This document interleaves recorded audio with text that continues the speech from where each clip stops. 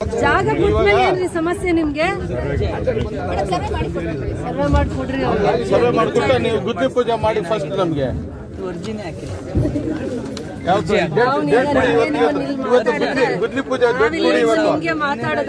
KGF taluk ಆಡಳಿತ, ತಾಲೂಕು ಪಂಚಾಯಿತಿ ಹಾಗೂ ಕ್ಷೇತ್ರದ ಶಾಸಕಿ ಶ್ರೀಮತಿ ರೂಪಕಲಾ ಎಂ ಶಶಿಧರ್ ಅವರ ಅಧ್ಯಕ್ಷತೆಯಲ್ಲಿ ಹೋಬಳಿ ಮಟ್ಟದ ಸಾರ್ವಜನಿಕರ ಕುಂದುಕೊರತೆಗಳ ಸಭೆಯನ್ನು ಬೇತಮಂಗಲದ ನೀರು ಸರಬರಾಜು ಮಂಡಳಿ ಆವರಣದಲ್ಲಿ ಏರ್ಪಡಿಸಲಾಗಿತ್ತು. ಈ ಕಾರ್ಯಕ್ರಮದಲ್ಲಿ ತಹಸೀಲ್ದಾರ್ ಶ್ರೀಮತಿ ನಾಗವೇಣಿ, ಇಒ ಮಂಜುನಾಥ್ ಹರ್ತಿ, ಸಿಡಿಪಿಒ ರಾಜೇಶ್, ವಿವಿಧ ಇಲಾಖೆಗಳ ಅಧಿಕಾರಿಗಳು ಹಾಗೂ ಗ್ರಾಮೀಣ ಭಾಗದ ಮುಖಂಡರುಗಳು ಹಾಜರಿದ್ದರು.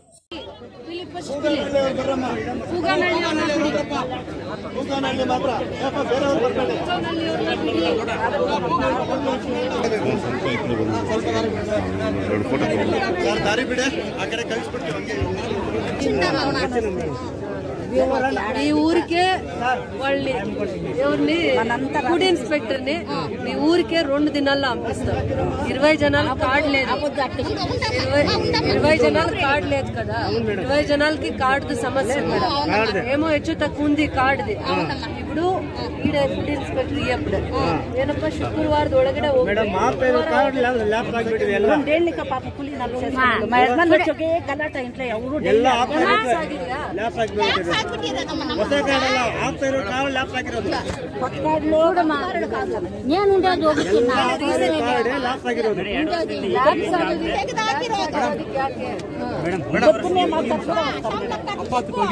ಅವರು ಸೆಕ್ರೆಟರಿ ಹೇಳಿದ್ದಾರೆ, ಅವ್ರದ್ದು ಎಷ್ಟು ಕಾರ್ಡ್ಸ್ ಹೋಗಿದ್ದೆ ಎಲ್ಲ ಲಿಸ್ಟ್ ಮಾಡಿ ಸಿಲ್ ಸಿಗ್ನೇಚರ್ ಹಾಕ್ಸ್ಕೊಂಡು ತಗೊಂಡ್ ಬಾ ಅಂತ ಹೇಳಿ. ಸರ್ ಮನೆಯೆಲ್ಲ ಕೊಟ್ಟಿಲ್ವಾ? ಊರಲ್ಲೆಲ್ಲ ಮಾಡಿ ಕೊಟ್ಟಿದ್ರಲ್ಲ, ಏನ್ ಮಾಡಿದ್ದೀರಾ?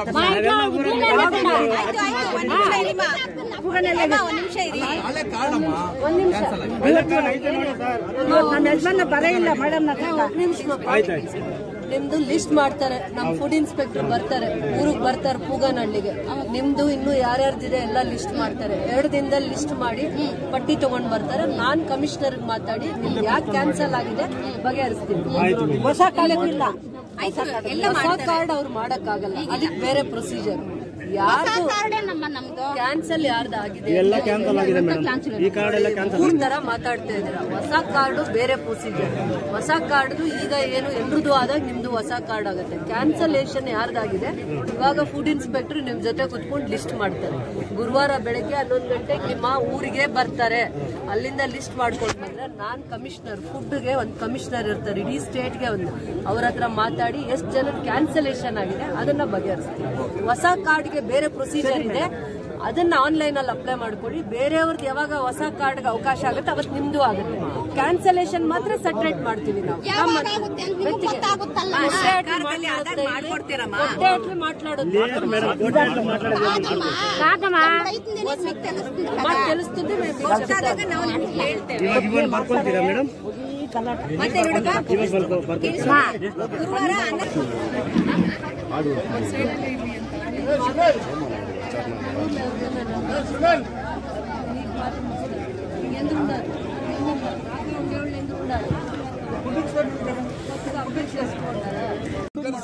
ಸರಿ, ಅದನ್ನ ನೀವು ಫಾಲೋ ಅಪ್ ಮಾಡಿ ಹೇಳಿದ್ರೆ ಅದಕ್ಕೆ ಎಷ್ಟು ದುಡ್ಡು ಬೇಕಾಗುತ್ತೆ ಅಂತ ಹೇಳಿದ್ರೆ ನಾವು ಅದಕ್ಕೆ ಗ್ರಾಂಟ್ ತಗೊಂಡು ಬೋಸರಾಜು ಅವ್ರಿಗೆ ಹೇಳ್ಬೇಕು.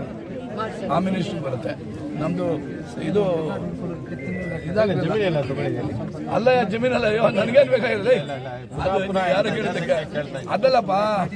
ನೀನೇ ಹೇಳಿದ್ರು ಪುರಸಭೆ ಆಗ್ಲಿಲ್ಲ ಅದನ್ನು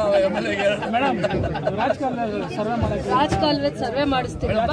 ಅದು ಏನ್ ದುಡ್ಡು ಆಗುತ್ತೆ ಅದನ್ನ ನಾನು ಯಾವ ಟೈಮ್ ಕೊಡ್ತೀನೋ ಆ ಟೈಮಲ್ಲಿ ಮಾಡಿಸ್ತೀನಿ ಮೇಡಮ್. ಮೇಜರ್ ಗ್ರಾಂಟ್ ತರ್ತೀನಿ ಮೇಡಮ್. ಅದೇ ಹೊಸಪಾಳ್ಯ ಏನಪ್ಪ, ಹೊಸಪಾಳ್ಯ ಮತ್ತೆ ಇದು ಪರ್ಸೆಪಲ್ಲಿ ಅದಪ್ಪ, 3 ಬೇಚರ ಗ್ರಾಮ ಜನರಿಗೆ ಪಾಪ ಬಡವರಿಗೆ ಭಾರಿ ಅನ್ಯಾಯ ಆಗಿದೆ, ತೊಂದರೆ ಆಗಿದೆ. ಬೇಕಾದಷ್ಟು ಹೋಗಿದೆ. ಇಲ್ಲಿ ಮಾತ್ರ ಬಂಗಾರಪೇಟೆ ಕೆಜಿಎಫ್ ತಾಲೂಕಲ್ಲಿ ಅವ್ರಿಗೆ ಬೇರೆ 6 ಲಕ್ಷ 7 ಲಕ್ಷ ಕೊಡ್ತಾರೆ, ಪಕ್ಕದಲ್ಲೇ 36 ಲಕ್ಷ ಕೊಡ್ತಾರೆ. ಈ ಗೆಣಮಿಗಿದ್ರೆ ಬಟ್ ಇದು ಆ ಊರುಗಳೇ ಇಲ್ಲ. ಮೇಡಮ್ ಅವ್ರು ನೀವು ಕ್ಯಾಬಿನೆಟ್ ಸ್ವಲ್ಪ PWD ಅವ್ರ ಕೈ ಸರಿ ಮೇಡಮ್, ಥ್ಯಾಂಕ್ ಯು. ಸ್ಮಶಾನಕ್ಕೂ ದಾರಿ ಇಲ್ಲ ಅಂತ ಸುಮಾರು ಸ್ಮಶಾನಕ್ಕೂ ಅವ್ರ ಸಂಬಂಧ ಇನ್ನೇನಕ್ಕೆ ಸಂಬಂಧ ಹೇಳು ಮಾತಾಡ ಇನ್ನೇನಕ್ಕೆ ಸಂಬಂಧ ಇದೆ? ಅಪ್ರೂವಲ್ ಆಗಬೇಕು ಅಂತ ಹೇಳ್ತಾರೆ. ಪ್ಲಾನಿಂಗಲ್ಲಿ ಇಲ್ಲ ಅಂತ ಹೇಳ್ತಾರೆ. ರಾತ್ರೋರಾತ್ರಿ 2 ಸ್ಮಶಾನ ರೆಡಿ ಮಾಡಿದ್ರು. ಅದಕ್ಕೆ ಪ್ಲಾನಿಂಗ್ ಹಿಂಗೆ ಮಾಡಿದ್ರು. ರಾತ್ರೋರಾತ್ರಿ ಮಾಡಿದ್ದಾರೆ ಮೇಡಮ್. ಹೆಣ ತಗೊಂಡು ಹೋಗೋಕ್ಕೆ ದಾರಿ ಇಲ್ಲ ಮೇಡಮ್. ದಾರಿ ಮುಚ್ಚಿಬಿಟ್ಟಿದ್ದಾರೆ. ಇವಾಗ ಅದನ್ನು ಈ ರೋಡ್ ಅವ್ರು ಕೆಲಸ ಮಾಡ್ತಿರಲ್ಲ, ಅವಾಗ ಮುಚ್ಚಿದ್ದಾರೆ. ಅದು ಕ್ಲೀನ್ ಮಾಡಿಸ್ಬೇಕು. ಕ್ಲೀನ್ ಮಾಡಿಬಿಟ್ಟು ಆ ಕಡೆ ಎಲ್ಲ 2 ಪ್ಲಾನಿಂಗ್ ಮಾಡಬೇಕು. ಇವ್ರು ಹೇಳೋದೇನೆಂದ್ರೆ 2 ಕಡೆ ಮಾಡಿಸಿದ್ದಾರೆ. ಕೆಳಗಿನಪೇಟೆಯಲ್ಲಿ ಏನೋ ಮಾಡಿಸಿಲ್ಲ, ಮೇಲಿನಪೇಟೆಯಲ್ಲಿ ಮಾಡಿದ್ದಾರೆ. ಕೆಳಗಿನಪೇಟೆಯಲ್ಲಿ ಮಾಡಿಸಕ್ಕೆ ಹೇಳಿ ಅಂತ ಇರೋದು. ಅಲ್ಲಿ ಹೋಗೋದಕ್ಕೆ ಬರೋದಕ್ಕೆ ದಾರಿ ಇಲ್ಲ. ಅದು ಸರ್ವೇನೇ ಆಗಬೇಕು. ಆ ರಾಜಕಾಲುವೆನೇ ಒಂದು ಸಾರಿ ಕೊಟ್ಟಿದ್ದೀವಿ ತಹಸೀಲ್ದಾರ್ ಮೇಡಮ್ ಹತ್ರ. ಅಲ್ಲಿ ಬಂದು ರಾಜಕಾಲುವೆಗೆ ಕೊಟ್ಟಿದ್ದೀವಿ. ರಾಜಕಾಲುವೆ ಸರ್ವೇನೇ ಆಗಲಿಲ್ಲ. ರಾಜಕಾಲುವೆ ಸರ್ವೆ ಆಗಿಲ್ಲ. ನೀರು ಅಲ್ಲಿಗೆ ನಿಂತ್ಕೊಂಡಿದೆ. ಮನೆಗಳ ಹತ್ರ ಅಲ್ಲೆಲ್ಲ ತುಂಬ ಅಲ್ಲಿ ಗಲೀಜಾಗಿದೆ. ಇವ್ರು ಬಂದು ನೋಡಿದ್ರೆ ಸರಿಯಾಗಿದೆ. ಇವ್ರ ಬ್ಲಾಕ್ದಲ್ಲಿ ಬೇತಮಂಗಲದಲ್ಲಿ 4-5 ಪ್ರಾಬ್ಲಮ್ ಇದೆ. ಮೇನ್ ಪ್ರಾಬ್ಲಮ್ ಏನಂದ್ರೆ ಗ್ರಾಮ ಪಂಚಾಯತ್ ಕಟ್ಟಡ ಇಲ್ಲ. ಗ್ರಾಮ ಪಂಚಾಯತ್ ಕಟ್ಟಡಕ್ಕೆ ಎಷ್ಟು ಜಾಗ ಇದೆ. ನಮ್ದು ಜಾಗ ಇಲ್ಲಿ ಬರೋ ವಾಟರ್ ಸಪ್ಲೈದಲ್ಲಿ ಬರ್ತದೆ. ಜಾಗ ಗುರ್ಸ್ಕೊಡೋದಕ್ಕೆ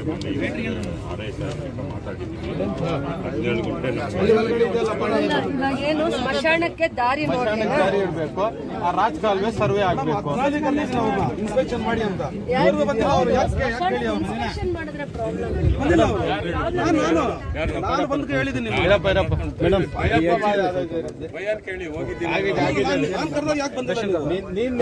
ಬಂದಿಲ್ಲ. ಬರ್ತಾರಿರಪ್ಪ, ಮಾಡ್ತಾರಿರಪ್ಪ. ಇವಾಗ ಮಾಡ್ತಾರಿರಪ್ಪ.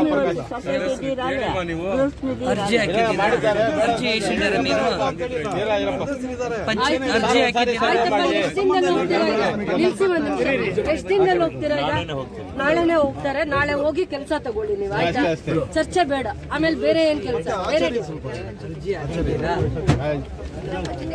ಗ್ರಾಮ ಪಂಚಾಯತಿ ಜಾಗ ಕೊಟ್ಟ ಮೇಲೆ ಮತ್ತೆ ಜಾಗ ಇಲ್ಲ ಅಂತ ಹೇಳ್ತಾ ಇರ್ತೀರಾ. ಜಾಗ ಖಾಲಿ ಮಾಡ್ಕೊಡ್ಬೇಕಿಲ್ಲ. ತೋರಿಸ್ಬಿಡಿ. ಅದು ನಮ್ಗೆ ತೋರಿಸಿ. ಅದು ತೋರಿಸ್ಬಿಡಿ. ಜಾಗ ಇದೆ ಮೇಡಮ್. ತೋರಿಸ್ಬೇಕಿಲ್ಲ ಜಾಗ. ತೋರಿಸ್ಬೇಕಿಲ್ಲ ಸರ್. ತೋರಿಸ್ಬೇಕಿಲ್ಲ. ನಾಳೆ ಮೇಡಮ್ ಇವತ್ತು ಜಾಗ ತೋರಿಸ್ಲಿ. ನಾಳೆ ಮೇಡಮ್ ಕೈಯಿಂದಾನೇ ಪೂಜೆ ಮಾಡಿಸೋಣ ಮೇಡಮ್.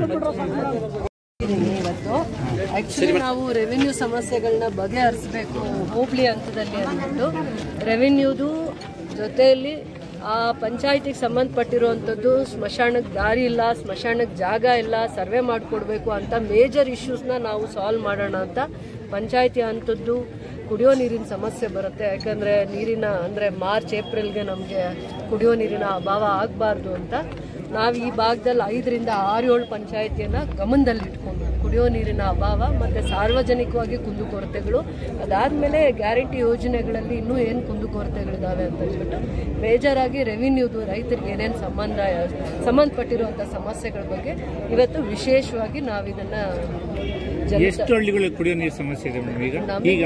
ನಮಗೆ ಇವಾಗ ಜಾನ್ವರಿ ಫಸ್ಟ್ ವೀಕ್ ಸೆಕೆಂಡ್ ವೀಕ್ಗೆ ಸಮಸ್ಯೆ ಇಲ್ಲ. ಕುಡಿಯೋ ನೀರಿನ ಅಭಾವ ಬೋರ್ವೆಲ್ಸ್ ಇನ್ನೂ ಬಂದಿಲ್ಲ. ಬಟ್ ನಾವು ಮಾರ್ಚ್ ಏಪ್ರಿಲ್ಗೆ ನಾವೊಂದು ಮಾಹಿತಿ ತಗೊಂಡಿರುವಂಥದ್ದು ಪ್ರಕಾರ, ಅಂದರೆ ನೀರು ಕಡಿಮೆ ಆಗುತ್ತೆ ಅನ್ನೋವಂಥ ಒಂದು ಸ್ಟ್ಯಾಟಿಸ್ಟಿಕ್ಸ್ ತಗೊಂಡಿರೋ ಪ್ರಕಾರ ನಮ್ಮ ಇಡೀ ಗ್ರಾಮೀಣ ಭಾಗದಲ್ಲಿ 83 ರೀಡ್ರಿಲ್ ಮಾಡೋದಕ್ಕೆ ನಮಗೆ DC ಪರ್ಮಿಷನ್ ಸಿಕ್ಕಿದೆ. ಅದೇ ಥರ ನಗರ ಭಾಗದಲ್ಲೂ ಕೂಡ 62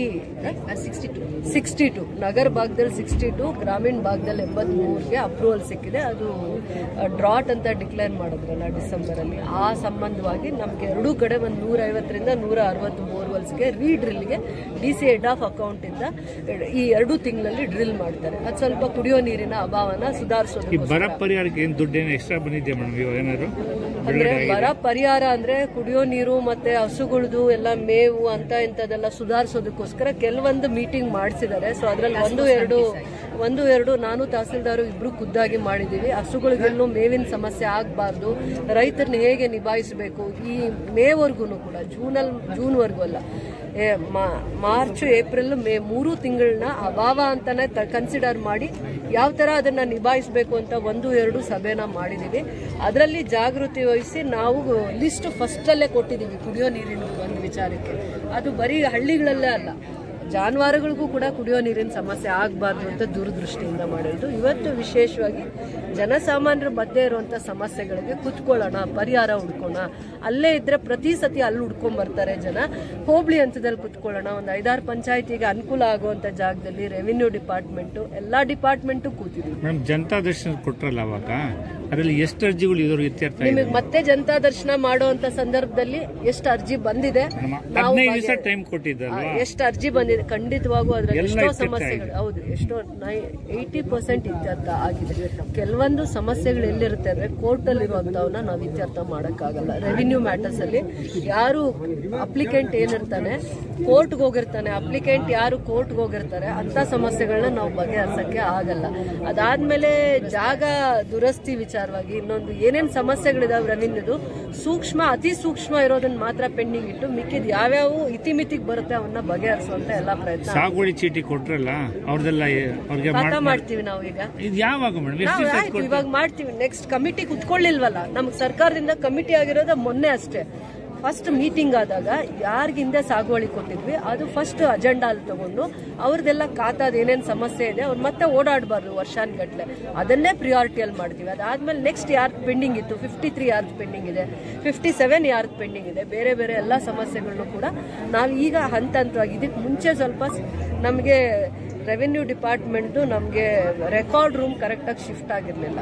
ಅದ್ರದ್ದು ಅರ್ಧ ಸಮಸ್ಯೆಯಿಂದ ಎಷ್ಟೊಂದು ಕೆಲಸ ಡಿಲೇ ಆಗ್ತಾ ಇತ್ತು. ಈಗ ಆಲ್ಮೋಸ್ಟ್ ನಮ್ದು ರೆಕಾರ್ಡ್ ರೂಮು 99% ಶಿಫ್ಟ್ ಆಗಿದೆ. ಏನೂ ಬೇರೆ ಸಮಸ್ಯೆಗಳಿರೋದಲ್ಲ. ನಾವು ಕೂಡ ವಾರ್ ಫುಟ್ಟಲ್ಲಿ ಕೆಲಸ ಮಾಡುವಂಥ ಉದ್ದೇಶ ಇಟ್ಕೊಂಡಿದ್ದೀವಿ, ಮಾಡ್ತೀವಿ. ಜನಪರವಾಗಿ ನಿಂತು ಕೆಲಸ ಮಾಡಬೇಕು ಅನ್ನೋಂಥ ಕಳಕಳಿಯಿಂದ ಮಾಡ್ತೀವಿ. ಎಸ್, ಧನ್ಯವಾದ.